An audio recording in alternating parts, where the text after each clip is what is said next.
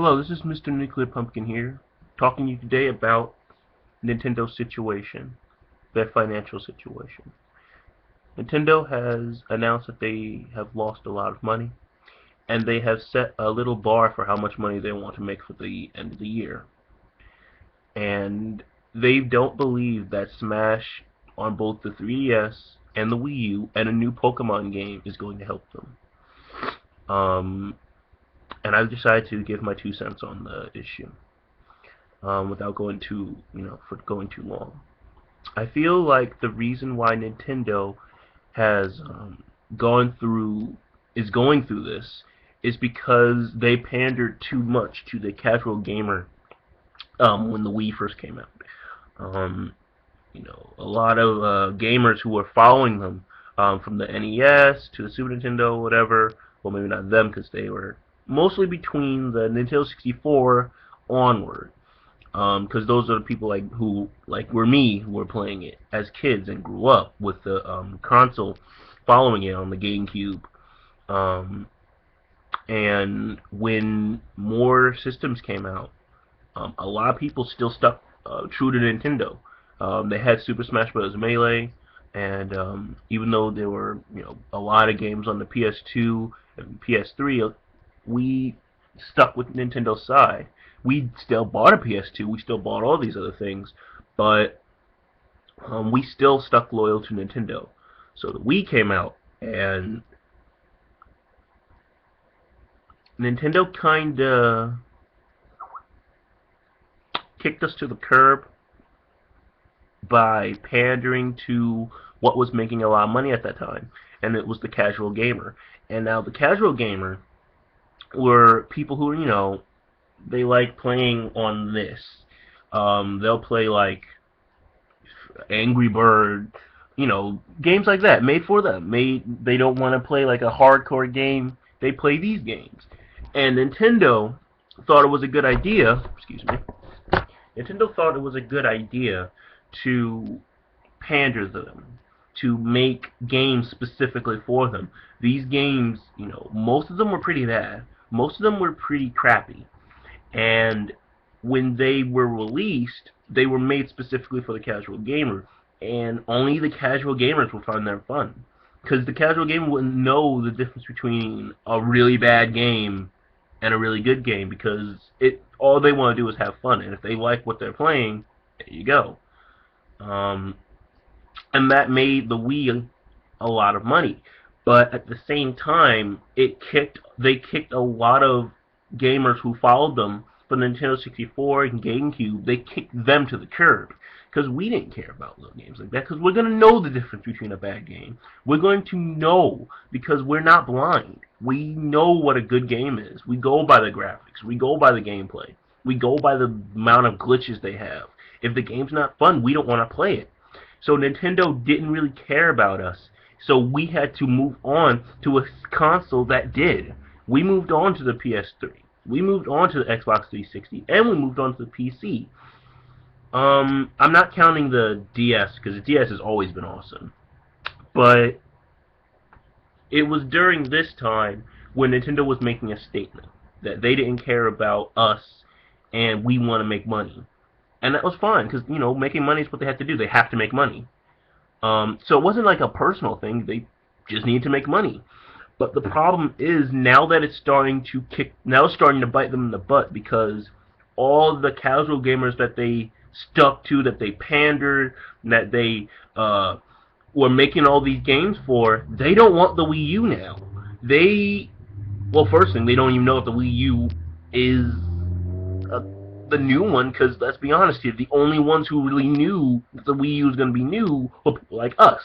The gamers who followed them, the gamers who they kicked to the curb. We were the ones who pretty much knew what the Wii U was. But because of bad use of commercialism, bad use of advertisement, people didn't know. So they were like, oh, well, Wii U, what is this? What is this, controller? Lame. It's just a controller. I don't want to get a controller. They didn't know any better. We did. So now Nintendo is trying to buy back the gamers that they pretty much sodomized. But a lot of the gamers that they kicked to the curb, we've moved on. We've moved on to the PS4. We've moved on to the Xbox One. I'm kidding. We've moved on to the PC. We may still have a 3DS, but the 3DS isn't going to help them. They need to buy back the gamers that they lost. And I don't think that they're going to be able to get them again. And that's why I think they're trying to steadily bring us back. With Super Smash Bros. 4, with what else? The Zelda game. There's a ton of things that they need to release. They need to release games that are more for us, games that us as gamers can enjoy. And I think that's the only way they're going to be able to get the money back. Otherwise, they're going to fall so deep that a new console isn't going to help them. They need to stop with the gimmicks. They need to stop trying to get to the casual gamers. They need to get where the money is. We're going to be the people who are going to shell out money for an awesome game. They need to make more games that are just awesome. They just need to do more.